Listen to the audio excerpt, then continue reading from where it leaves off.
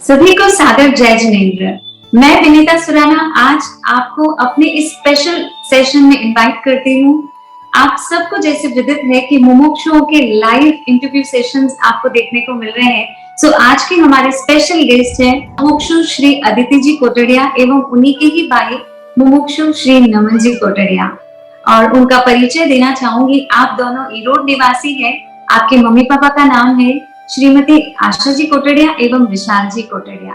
आप एक बहुत ही संपन्न परिवार से हैं and eight the same time आप दोनों की लाइफ में जो अचीवमेंट्स है, अब तक की अचीवमेंट्स, वो भी बहुत ही ज्यादा सराहनीय है।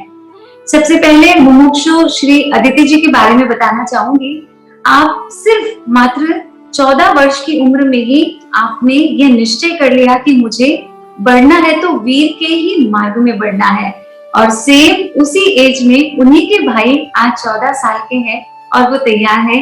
और अदिति जी की उम्र आज 18 वर्ष की है, तो 4 साल का लगभग आपका वैराग्य काल रहा है। अब जो बात मैं आप सबके साथ शेयर करना चाहूंगी वो उससे भी और ज्यादा इंस्पायरिंग है। कहते हैं जो व्यक्ति मंजिल को पाना चाहता है वो समुद्र पर भी पत्थरों का पुल बना देता है, और वैसा ही हुआ। अदिति जी के भीतर में जो जिज्ञासु भाव जन्म से रहे हैं, वो जिज्ञासु भाव आज उनको इस संयम के उच्च शिखर पर लेकर जा रहे हैं। सो अदिति जी का जो परिचय है वो तो मैंने आपको दे ही दिया है, लेकिन उनका अध्यात्म परिचय आपके सामने रखना चाहूंगी। अदिति जी ने 1, 2, 3, 4, 5 नहीं 17 आगम कंठस्थ कर लिए हैं अभी तक मात्र 4 वर्ष की अवधि में। और उन आगमों के नाम शायद आप लोगों में से कुछ लोगों को तो याद भी नहीं होंगे, लेकिन मैं उनके नाम बताना चाहूंगी।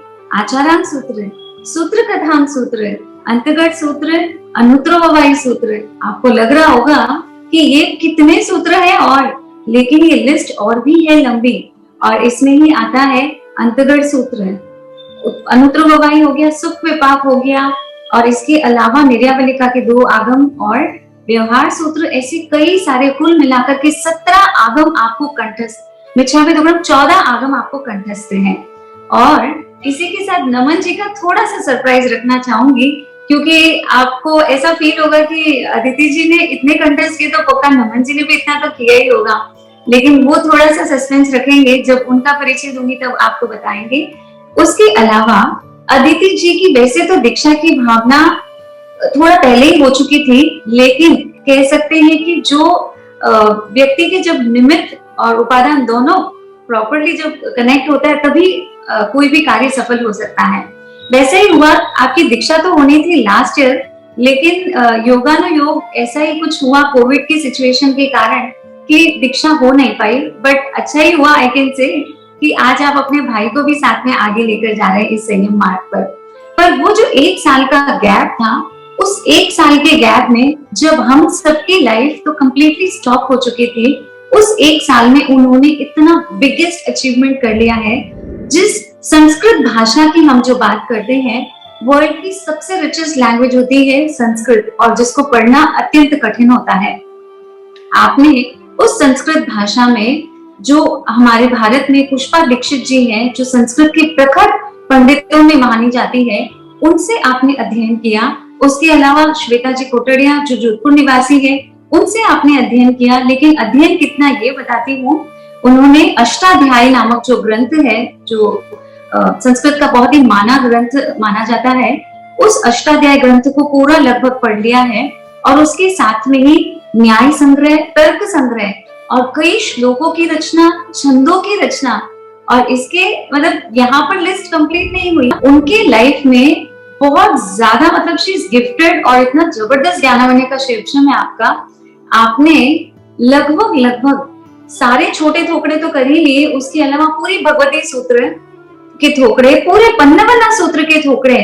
मतलब ऐसा कह सकते हैं कि शायद बहुत कम चीजें ऐसी बची है जो उनको अभी पढ़नी बाकी है। ऐसे तो ज्ञान का सागर है, बट ऑलमोस्ट जो दीक्षा लेने के 10 साल की जो पढ़ाई होती है, वो आपने इस वैराग्य काल में ही 3 वर्ष 4 वर्ष के अंदर ही पूरा पढ़ लिया है, पूरा समझ लिया है।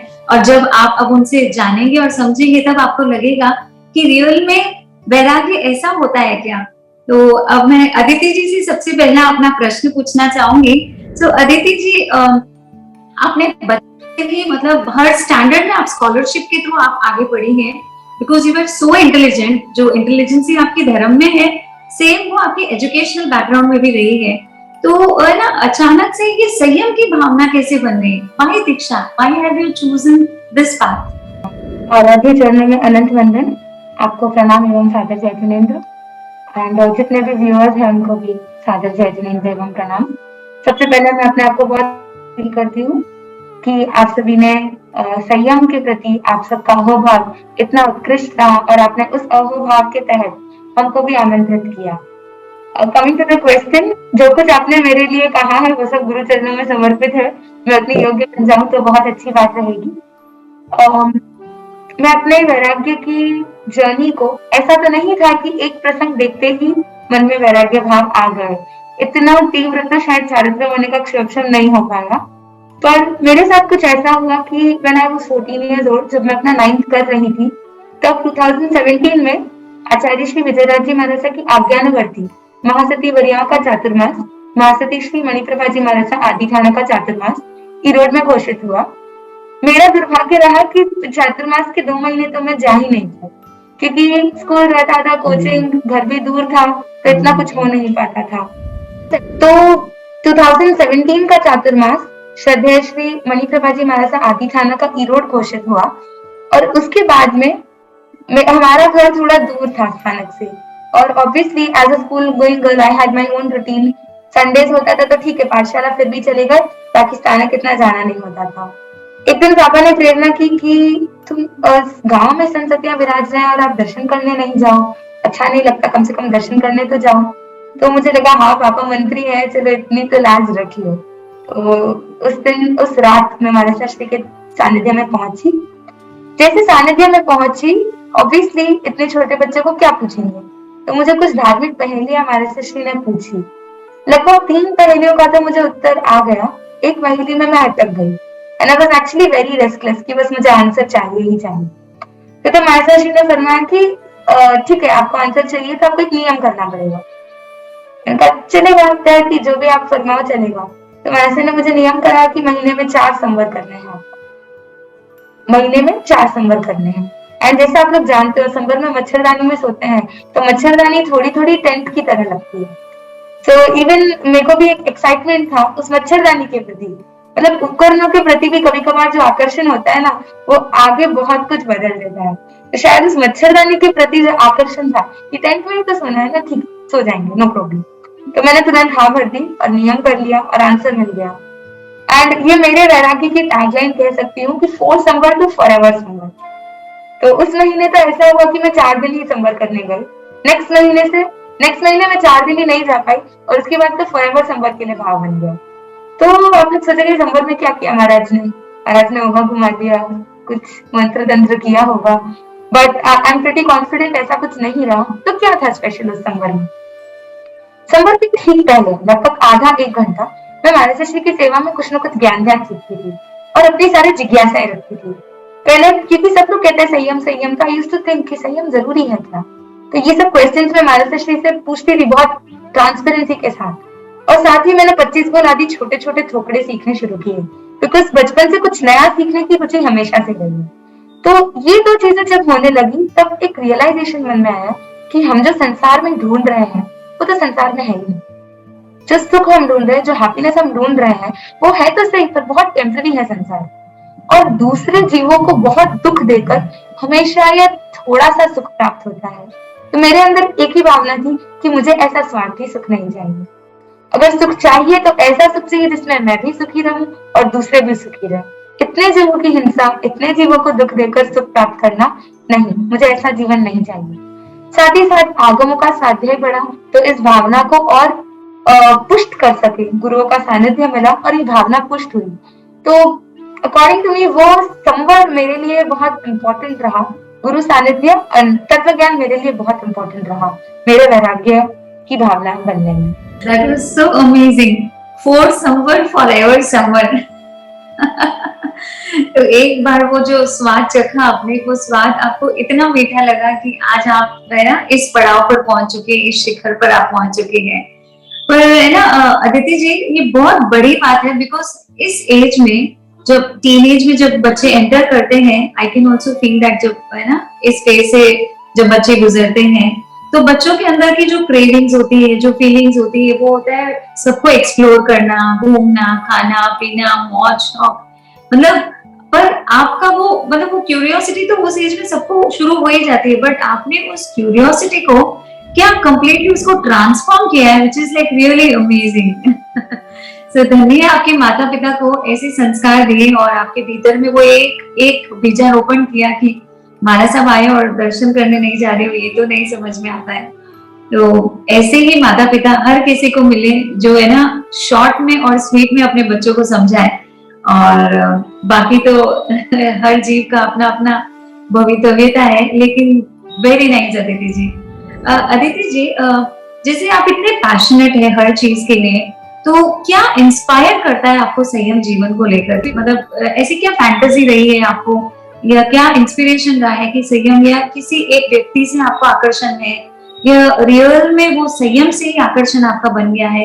क्या इंस्पायर करता है आपको इस त्याग मार्ग में आगे बढ़ने के लिए? शायद सभी को आराम से सुनाई दे, इसीलिए हम मुंहपति हाथ में ले लेते हैं। ओके, संयम के प्रति जैसे आपने कहा, एक्चुअली ये बहुत एक इम्पोर्टेंट पॉइंट है कि क्या आकर्षित करता है संयम में, ऐसा क्या है? क्योंकि आगमों में तो कहा बालू या कवलो चेव निरसाय संजम, संयम तो बहुत निरस और देखने वाले को भी यही लगता है, सेम ओल्ड रूटीन, कुछ नया नहीं, टेक्नोलॉजी नहीं, कुछ भी नहीं, संयम बहुत बोरिंग है। हाँ, हम भी ऐसा ही सोचते थे, शायद इससे ज्यादा ही सोचते थे कि संयम बहुत बोरिंग है। अच्छा तो है, बट यस, इक्वली बोरिंग है। सो ये धारणा थी, बट एक मन में एक ये भावना थी कि जैसे आपने कहा कि क्रेविंग्स, आकर्षणों में उलझना, ये तो सब कर, पर स्वयं एक आकर्षण बनना, ये कुछ स्पेशल है।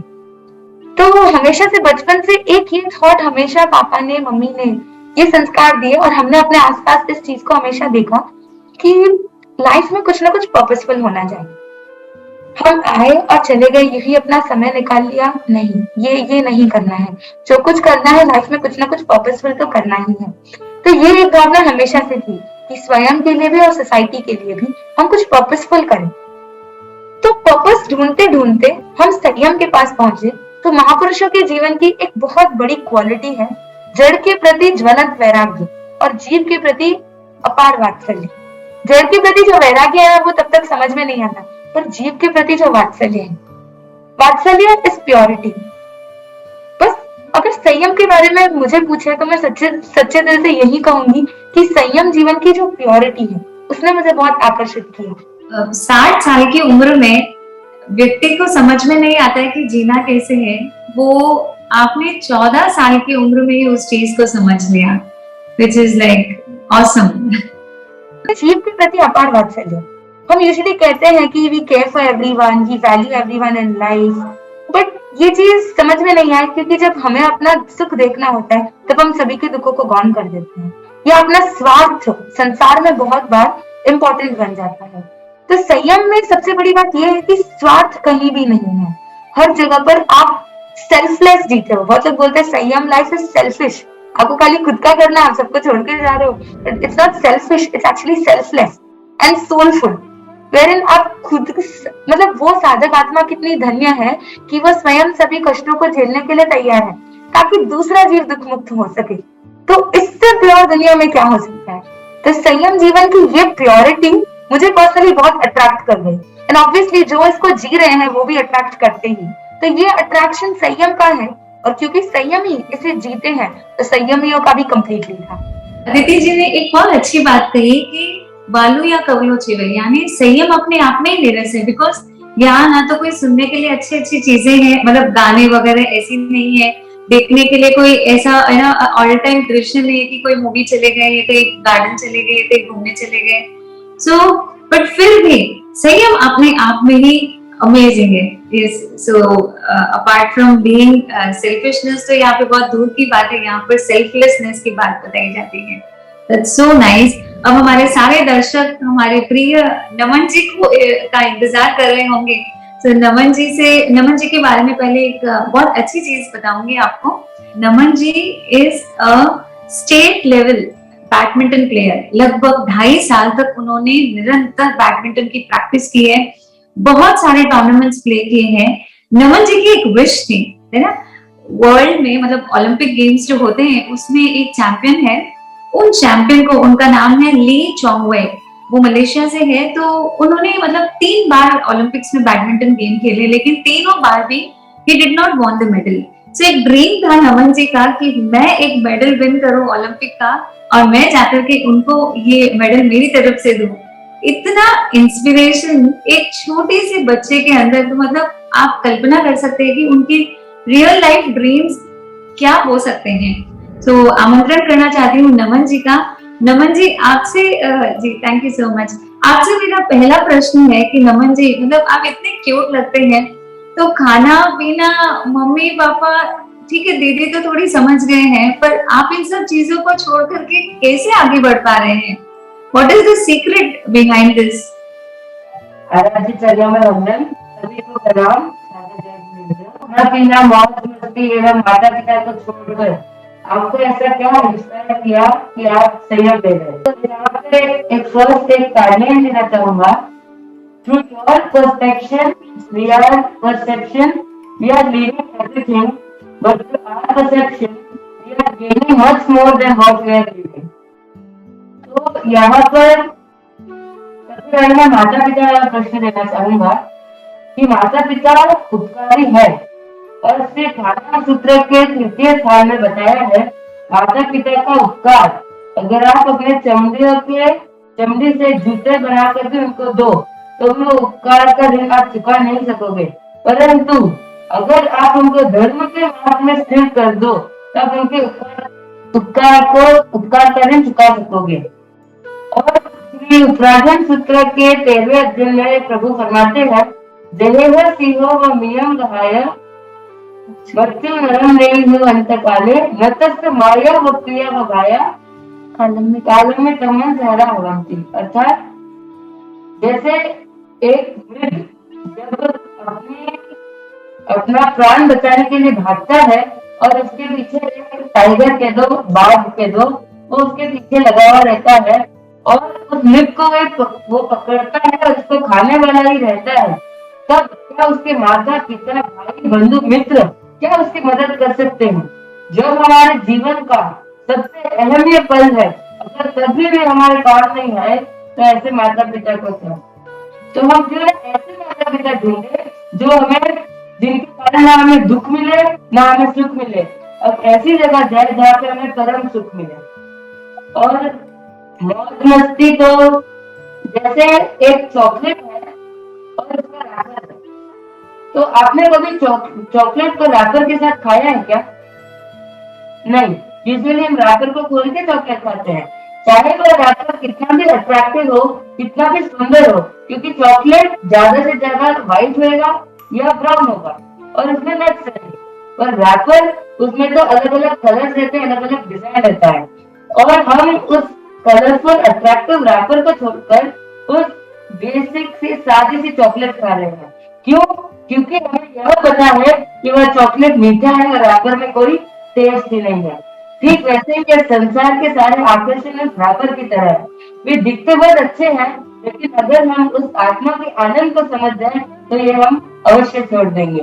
तो ज्ञानी जन एक बहुत अच्छी सुक्ति फरमाते हैं, दर्पण में मुख और संसार में सुख दिखता है परंतु होता नहीं।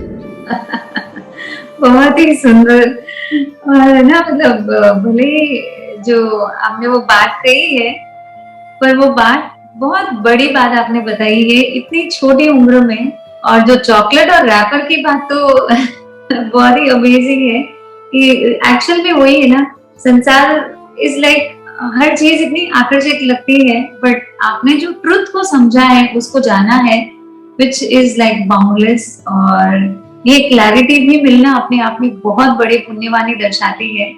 So that's great. और आप जब बात कर रहे हैं, आई कैन सी, मैं है ना समझ पा रही हूँ कि आगम की गाथाएं आपके मुंह से ऐसे निकल रही है जैसे साक्षात मैं तो आचार्य श्री विजयराज जी महाराज साहब के ही मतलब उनको देख रही हूँ आपकी आंखों में, ऐसा एक वो फीलिंग आ रही है मुझे। इतना अच्छा जीवन आपका बना है और उसका सबसे बड़ा श्रेय माता पिता प्लस ऐसे सदगुरु का है। सो अमेजिंग नमन जी। नमन जी के बारे में आप सबको बताना चाहूंगी, जैसे अदिति जी ने 14 आगम कंठस्थ किए हैं, नमन जी भी उन्हीं में से कुछ है। लगभग आपके तो 1 साल, ओके, जस्ट 1 साल में आप रहे हैं प्रॉपर इस है ना, इस संयम मार्ग में। और उस 1 साल के अंदर नमन जी ने 1, 2, 3, 4 यानी उत्तराध्ययन सूत्र, दशवेकालिक, नंदी सूत्र, अनुत्तर ववाई और ऐसे कई सारे आगम आपने कुल मिलाकर के 11 आगम कंठस्थ किए हैं। और उसके अलावा अदिति जी ने जब 1 साल संस्कृत का अध्ययन किया, वह संस्कृत खुद ने भी पढ़ा, उसके साथ साथ में उन्होंने अपने भाई को सारी विद्याएं मतलब जो खुद सीखते थे at the same time as a teacher बन करके, एज ए फ्रेंड बन के, एज ए कलीग बन करके उन्होंने अपने ही भाई को सारी संस्कृत की पढ़ाई करा दी। मतलब आप सोच सकते हैं कि कितने ग्रेट है दोनों भाई बहन की जोड़ी। कहते हैं ना, फूलों का तारों का सबका कहना है, एक हजारों में मेरी बहना है। तो वैसे ही वाली बात है नमन जी और अदिति जी के लिए। नमन जी, अगला प्रश्न मैं पूछना चाहूंगी आपसे।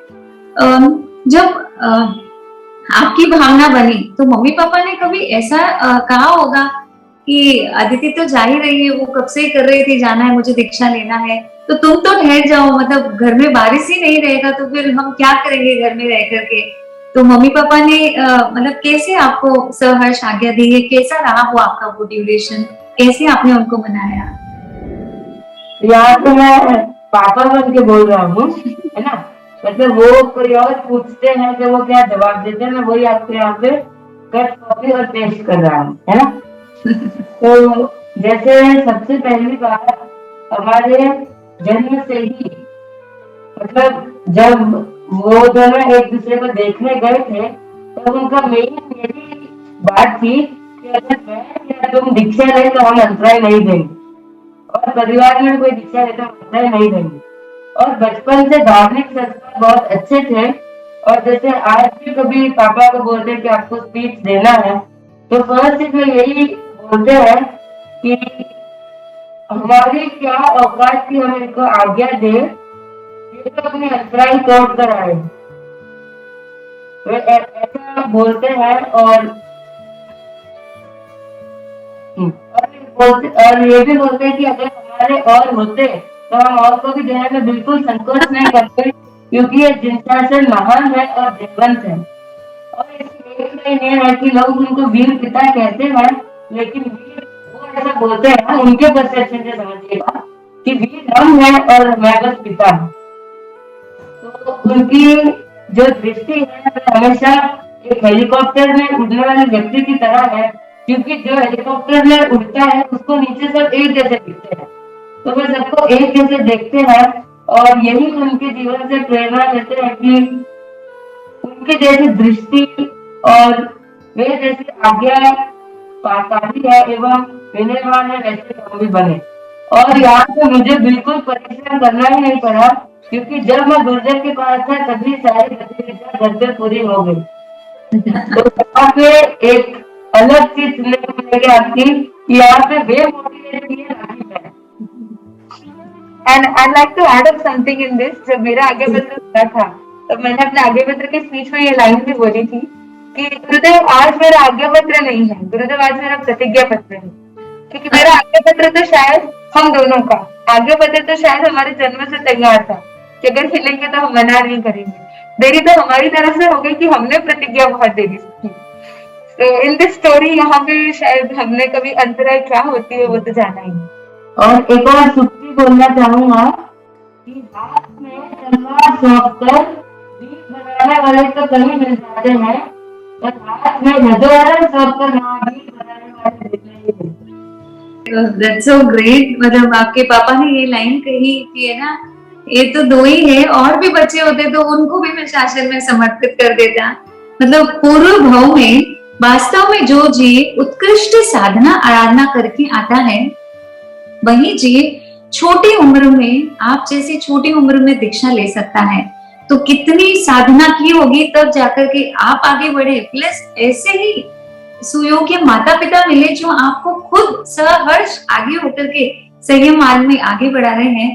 तो कोटि कोटि नमन एवं वंदन आपके माता पिता को, क्योंकि कहते हैं ना कि जो मुमुक्षु होते हैं वो तो उनको इच्छा है कि दीक्षा लेनी, इसके लिए वो दीक्षा ले रहे हैं, अपनी इच्छा से ले रहे हैं। लेकिन माता पिता जो होते हैं अपनी इच्छा को मार करके अपने बच्चों को सही मार्ग में आगे बढ़ाते हैं। सो वो और भी ज्यादा ग्रेट है। So that's so great Naman ji, amazing. Aditi ji, एक प्रश्न है कि हमारे ऑडियंस सब जानना चाहते हैं कि आप डांस भी बहुत अच्छा करते हैं, आप स्टडीज में भी इतने इंटेलिजेंट है। सो अगर आप है ना संसार में रहते हैं, आप और भी ज्यादा अच्छे अच्छे काम कर सकते थे ना। तो आपने मतलब आप जैसे अब्रॉड जा सकते थे, ग्लोबली यू वुड हैव है ना given many kind of services. तो क्यों आपने संयम को ही श्रेष्ठ माना और इतनी टैलेंटेड, मतलब इतना आपका शिवक्षम इतना अच्छा है, तो आप काफी सारी चीजें यहाँ पर वर्ल्ड में भी अचीव कर सकते थे।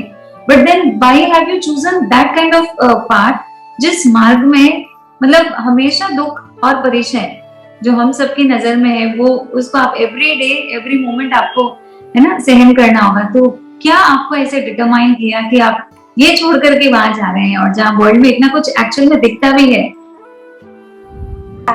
कहते हैं ना कि साधनों का जो सुख है वो प्रत्यक्ष है, पर साधना का सुख अप्रत्यक्ष। साधनों से जो भी सुख मिलता है आज, वो सब प्रत्यक्ष दिखता है, पर साधना का सुख मात्र अनुभव किया जा सकता है। टॉकिंग अबाउट द टैलेंटेड बहुत लोग हैं, बट जब अगर जैसे ये सोचा जाए कि हम घर पर रहकर भी धर्म ध्यान तो कर ही सकते हैं और साथ ही हम अन्यों का कल्याण भी कर पाएंगे, तो that's a better smarter option. तो जैसे मैं बहुत बार चिंतन करती हूँ और गुरुओं से ये सुना है कि दो तरह की पढ़ाई है, एक जो स्कूल में रहकर की जाती है और एक ट्यूशन सेंटर में की जाती है। ट्यूशन सेंटर में कितनी पढ़ाई होती है और स्कूल में कितनी होती है, या घर पर कितनी पढ़ाई होती है और स्कूल में कितनी पढ़ाई होती है, उसमें बहुत अंतर है। क्यों? क्योंकि स्कूल में अपने आप को एटमॉस्फेयर है जहाँ पे वो बच्चा प्रेरित होता है कि मुझे ये चीज करनी है। हालांकि घर पे भी वही बात होने वाली, but distractions are too much, तो पॉसिबिलिटीज डिस्ट्रैक्ट होने की ज्यादा है और उस कॉन्सेंट्रेटेड रहने की पॉसिबिलिटीज कम हो जाती है। द सेम वे यहाँ पर संयमी जीवन में जब हम प्रवेश कर जाते हैं तो डिस्ट्रैक्शन की पॉसिबिलिटीज बहुत कम हो जाती है और हम हमारे लक्ष्य के प्रति अधिक फोकस रह सकते हैं। वो संसार में नहीं हो सकता, क्योंकि संसार में रहेंगे तो हमारी अपनी रिस्पॉन्सिबिलिटीज है, हमें कमाना है, और जहाँ कमाना है वहाँ पे अपने आप there is a whole chain जहाँ पे आपको पाप में भी जुड़ना ही पड़ेगा, भले अल्प पापों पर जुड़ना ही पड़ेगा। तो यहाँ पर जो फोकस है हमारे परम लक्ष्य के प्रति वो बहुत कम हो जाता है। दूसरी बात, अगर हम सोचे कि I could have motivated people and all, तो ये एक सत्य है कि जहाँ स्व कल्याण ही नहीं है पर कल्याण कैसे होगा। जैसे बोलते हैं बड़े श्रावक और कि खुद के घर को जलाकर दूसरों के घर पे रोशनी नहीं दी। जब हम स्वयं ही पाप से मुक्त नहीं हो रहे हैं, दूसरों को पाप मुक्ति की क्या प्रेरणा देंगे? तो सबसे पहले हम स्वयं इसको जिए और फिर हम दूसरों को प्रेरणा दें। क्योंकि शायद आज अगर मैं दीक्षा नहीं ले रही होती, शायद वो somebody else, आप लोग मेरा इंटरव्यू नहीं लेते। विनीता आंटी खुद बहुत अच्छे जानकार है, बहुत आगे है, पर क्यों वो खुद का इंटरव्यू नहीं दे रहे हैं? क्योंकि जैसे उन्होंने कहा मुझे, आप चारित्र अंगीकार कर रहे हो, हम नहीं कर रहे हैं। ये चारित्र का पावर है। व्यक्ति तो हम वही है, टैलेंट्स तो हमें तब भी थे, आज भी थे, और आज तो हम उनको उपयोग भी कम कर रहे हैं। साधु तो मौन रहे तो भी उसकी इतनी जय जयकार वंदना पूजा, यानी ये सारा पावर चारित्र का है। तो जहाँ चारित्र है हम वहां नहीं रहे और अचारित्र में रहे तो ऑब्वियसली हमें वो प्योरिटी का आनंद नहीं मिलेगा। So at any point of life I will choose संयम एज माय प्रायोरिटी। आप तो कहते हैं ना कि आपने जो बात कही है, एक ही चीज जिए पंचे, जिया पंचे, पंचे जिए जिया दसे, दस और जिनित तानम सव सतु जिना महा। तो आपने वही बात बता दी कि है ना, अब मुझे क्या करना है, एकमात्र अपनी आत्मा को जीतना है।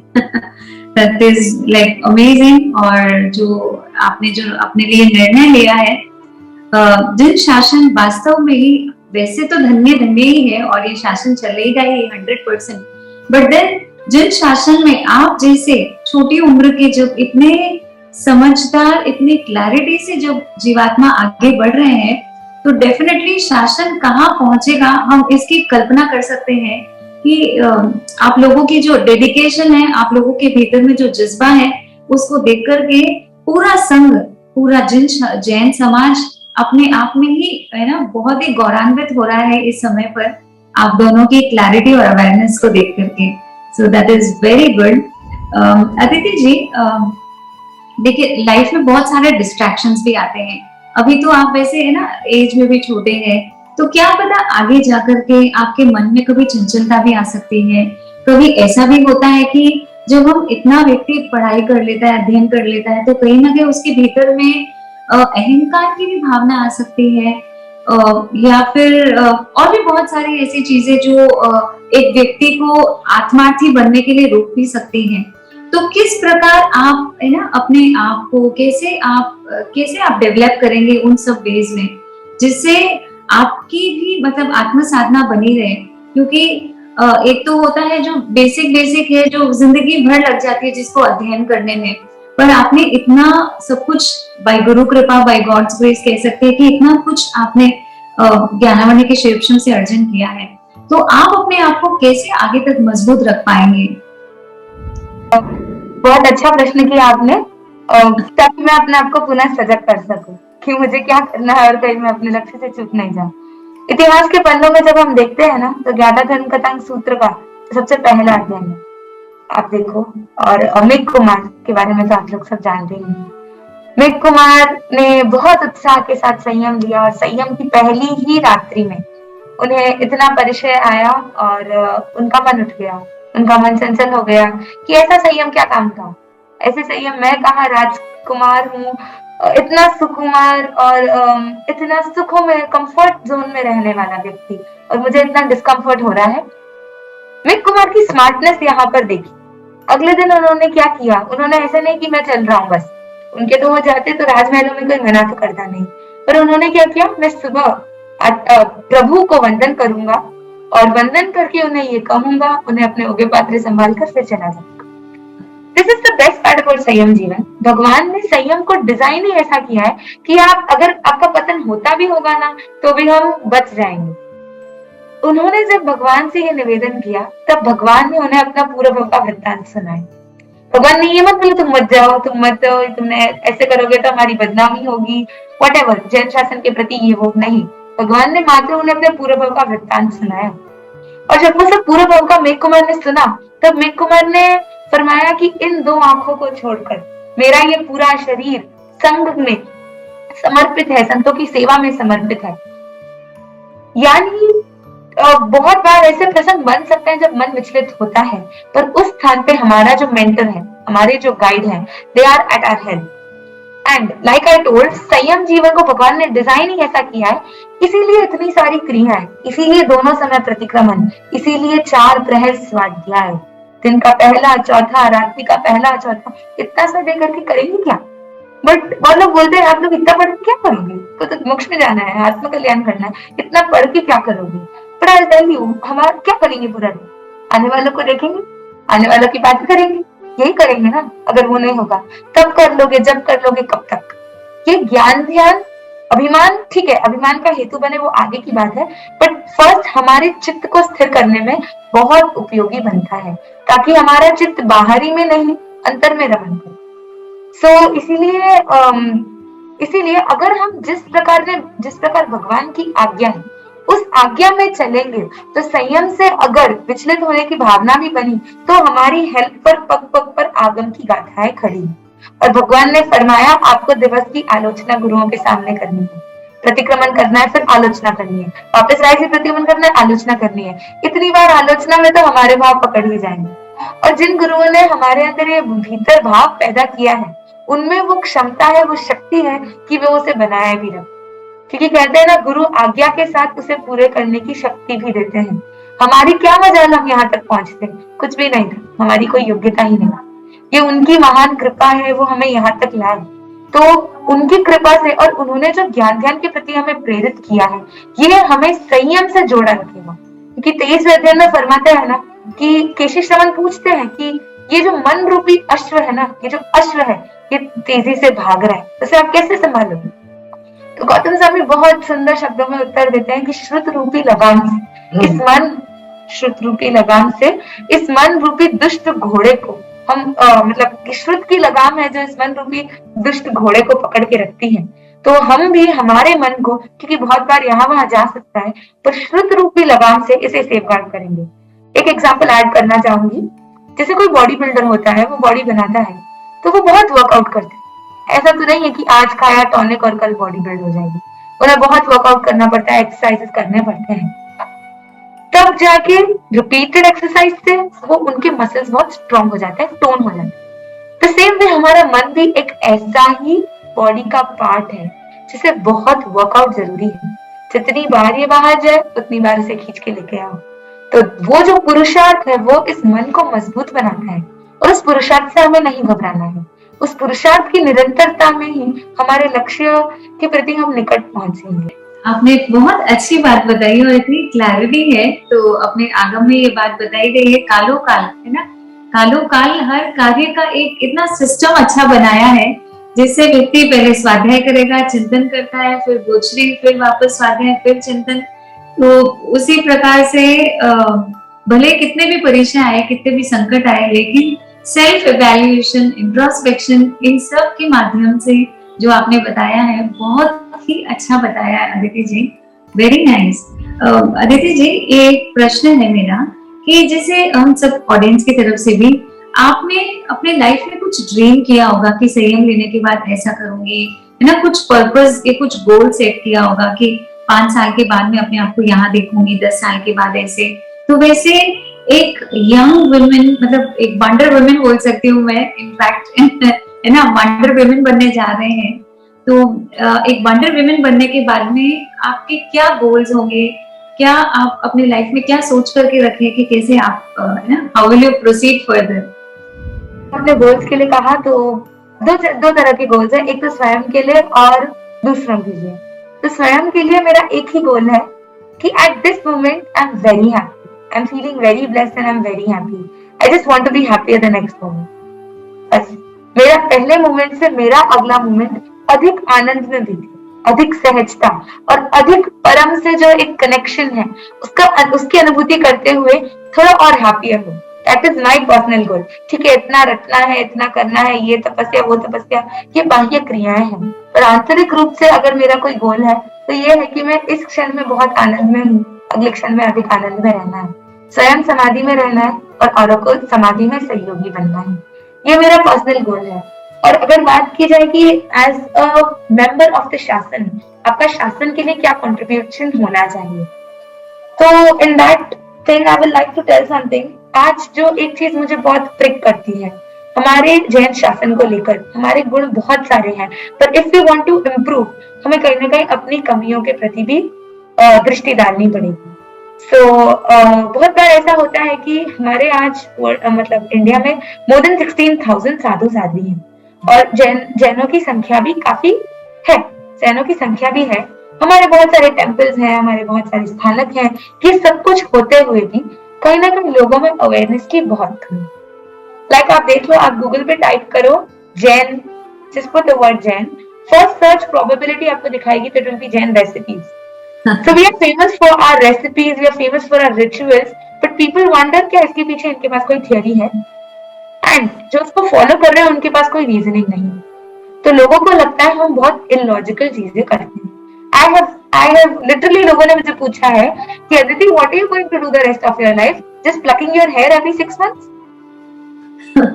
I am telling you this is the truth. People ask us, आपके मम्मी पापा हैं क्या जो आप दीक्षा ले रहे हो? क्या हुआ? आपकी शादी हो गई, आप वापस आ गए, इसीलिए।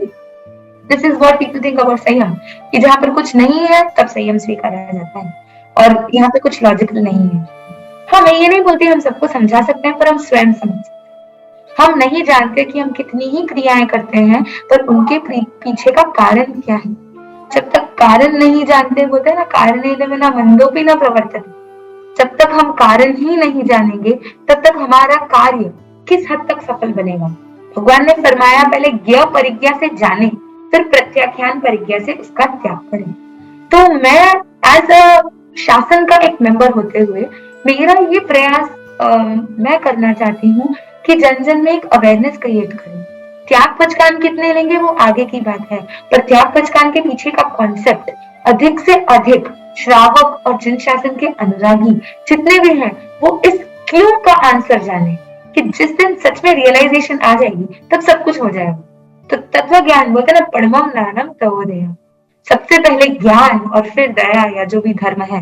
तो ज्ञान जो नॉलेज है हर सोल को एनलाइटमेंट देखना चाहती हूँ, क्योंकि जब तक एनलाइटमेंट नहीं आएगा तब तक दुख से मुक्त नहीं हो पाएंगे। सेम डिप्रेशन, सेम सॉरो, हमारी एक्सपेक्टेशंस पूरी नहीं होगी, वी विल बी सैड। तो मुझे अगर मुझसे हो सके तो मैक्सिमम सोल्स को एनलाइटन करना है उस सत्य के प्रति, ताकि वो भी अपने जीवन में दुख मुक्ति का अनुभव कर सके। ये तो मतलब एकदम दिल को छूने वाली सत्य बात बता दी कि जब हम गूगल सर्च करते हैं जेन्स के नाम से, सबसे पहली जो चीज आती है वो आती है Jain recipes. But then I truly feel, Aditi ji, जैसे आप जैसे वीरांगना और मतलब है ना नमन जी जैसे वीर पुरुष जब शासन में आगे बढ़ रहे हैं, थोड़े ही समय में जरूर जब भी गूगल सर्च किया जाएगा जेन्स के नाम से तो जैन दीक्षा सबसे ज्यादा आएगी, and that day will be the most prestigious day for all our community. कि मतलब क्या है एक्चुअल में, क्या हो रहा है इनके समाज में, क्यों ऐसे इतने अच्छे अच्छे, इतने पढ़े लिखे, इतने संपन्न परिवारों से लोग दीक्षा ले रहे हैं। At least something, there is some reason behind this. और ट्रूली अमेजिंग, आपने एक एक जो बात कही है, तत्व ज्ञान को समझने की, रसिकता बढ़ाने की, आगम का ज्ञान समझने की, ये सारी जो चीजें हैं बहुत इंपॉर्टेंट है, जो आज के जमाने में शायद नव युवा पीढ़ी में बहुत ही कम हो चुकी है। बट देन एक कोविड का टाइम ऐसा आया है कि घर बैठे बैठे वर्चुअली भी लोग काफी कुछ सीखे हैं। बट देन ये क्रियाएं सिर्फ वर्चुअल तक नहीं रह जाए, हम ज्यादा से ज्यादा हर व्यक्ति स्थानक से जुड़े, धर्म संघ से जुड़े, जहां जहां पाठशालाएं चलती हैं, हर हर week minimum once a week अपने बच्चों को पाठशाला में भेजें, ताकि वो जो बीजारोपण है वो वट वृक्ष का रूप तभी लेगा जब अंदर तक है ना बूंद बूंद से पानी भरेगा, तब जाकर के वो एक दिन वो घड़ा भी भरेगा। सो ये बहुत अच्छी बात बताई। नमन जी से मेरा एक प्रश्न है। नमन जी, आपका एक लास्ट प्रश्न है। तो आपके जैसे है ना छोटे उम्र के बच्चे जब आगे बढ़ रहे हैं तो हम सबके दिल में भी एक प्रश्न बहुत गहरा है कि आप क्या मैसेज देना चाहेंगे पूरे वर्ल्ड के लिए, कि एक है ना इतनी छोटी उम्र में जो आपने ग्रेसफुलनेस लाई है, क्लैरिटी लाई है, और जब बच्चे है ना मौज शौक घूमने फिरने से ऊपर नहीं आते, मोबाइल नहीं छूटता है, वीडियो गेम्स नहीं छूटते, फ्रेंड्स नहीं छूटते, स्पोर्ट्स नहीं छूटता, तब जाकर के आपने संयम को चॉइस किया है, तो चूज किया है, तो आप उन सब बच्चों के लिए क्या संदेश देना चाहते हैं अपनी तरफ से? कि हमारे का बेटा अगर भीख मांगे तो हम क्या सोचेंगे कि वह अज्ञानी है, बाल, क्योंकि उसके पिताजी के पास इतना सारा पैसा है और वह भीख मांग रहा है ना। तो यही बात कुछ हमारी भी है कि हमारी जो आत्मा है वह अनंत सुख की स्वामी है, और हम एक ऐसी कूलर और पिज्जा बर्गर में सुख ढूंढ रहे हैं। बात नहीं, हमारे अंदर में तो खूब सुख है, पर हम इस छोटे छोटे साधनों में सुख ढूंढ रहे हैं। तो एक यह मैं प्रेरणा देने लायक बन जाऊं, यह मेरा सौभाग्य रहेगा। इतना आपका आग्रह इसलिए कहना चाहूंगा कि हम उस बाह्य सुख को छोड़कर आंतरिक सुख को उजागर करने का प्रयास करें। क्योंकि गुरुदेव फरमाते हैं संत के पहले हम स्वाध्यायी बने, स्वाध्यायी के पहले हम श्रावक बने, और श्रावक के पहले हम भक्त बने। और जिनशासन का भक्त वह होता है जो किसी का भी तिरस्कार नहीं करता।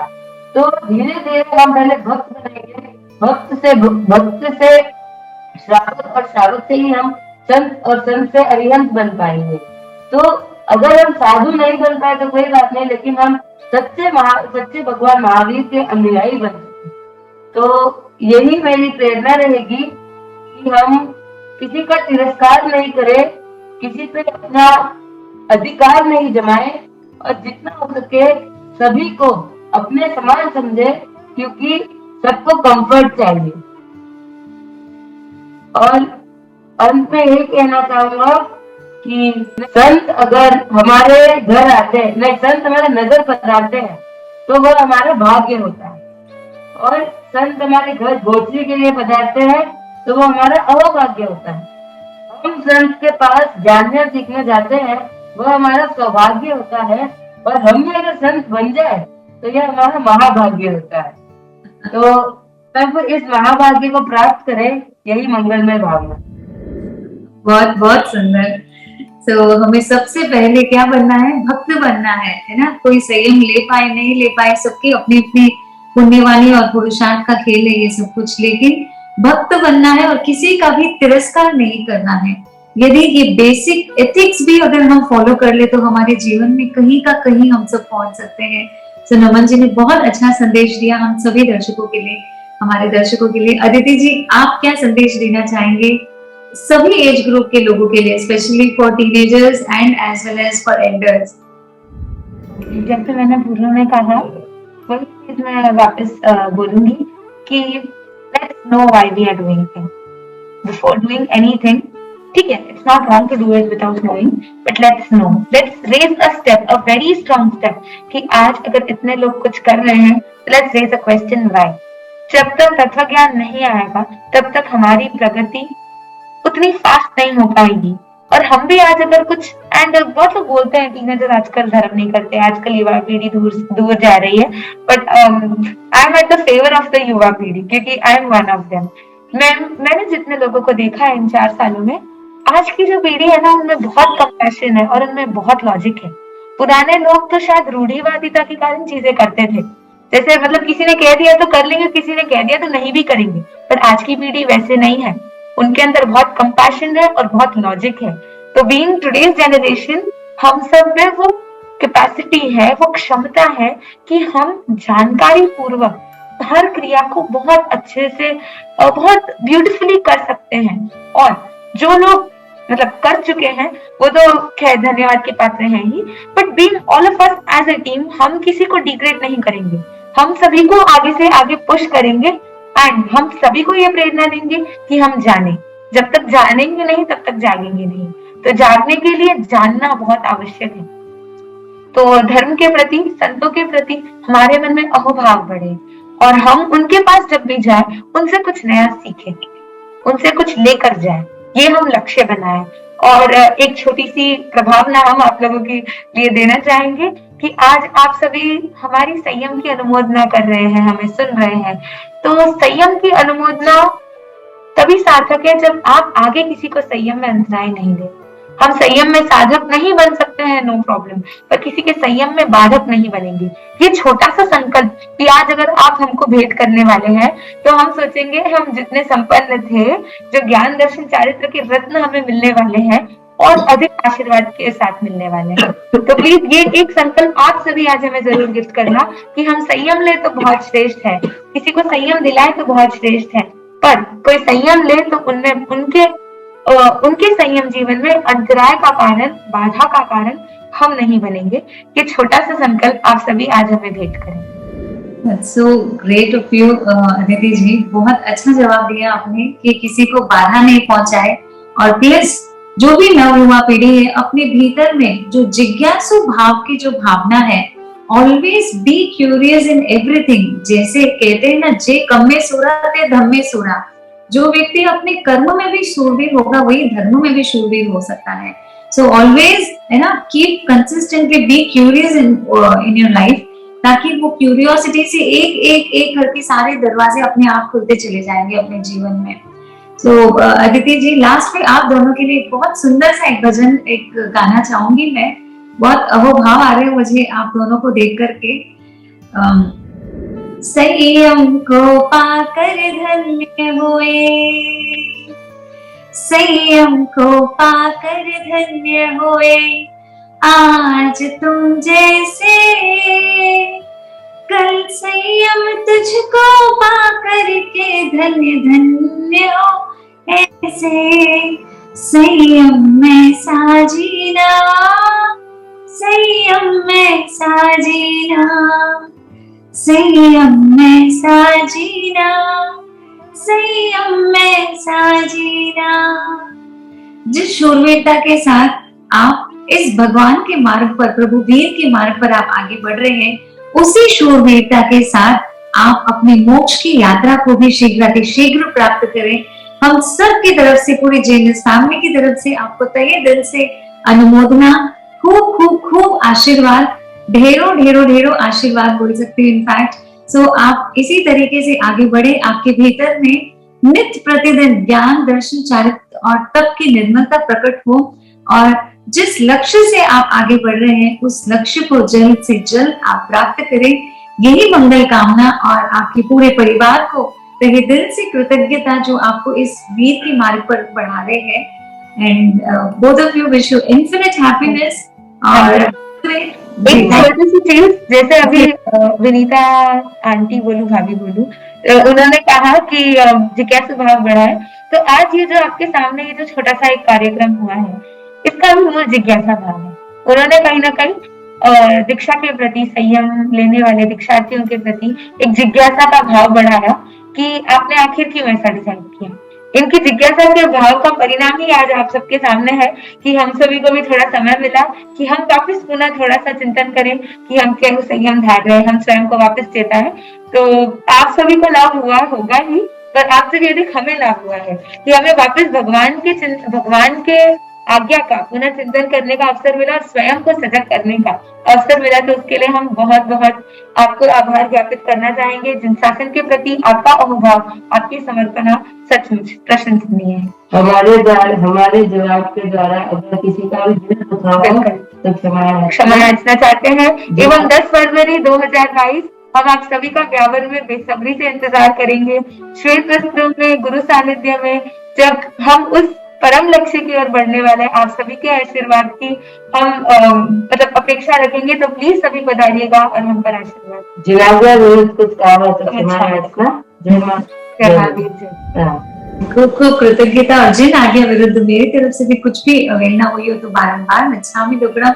और सभी दर्शकों से ये कहना चाहूंगी कि आपकी दीक्षा फरवरी 10 ब्यावर शहर में होने वाली है, तो जरूर इस गोल्डन अपॉर्चुनिटी को आप ग्रैब करें और प्रत्यक्ष रूप में, अब हम परोक्ष रूप में आपको देख रहे हैं, लेकिन प्रत्यक्ष रूप में आप सब जाएं, उनके निर्मल पज्जवों को देखें, उनके गुण स्थानों की श्रेणी को देखें और आचार्य भगवंत को देखें और उनके भावों की निर्मलता को देखें। इसी के साथ में ऐसे अनेक वीडियोस हमारे चैनल पर आते रहेंगे, तो हमारे चैनल के साथ जुड़े हुए रहिएगा। और आप सबको तहे दिल से धन्यवाद। सादर जय जिनेन्द्र, जय श्री।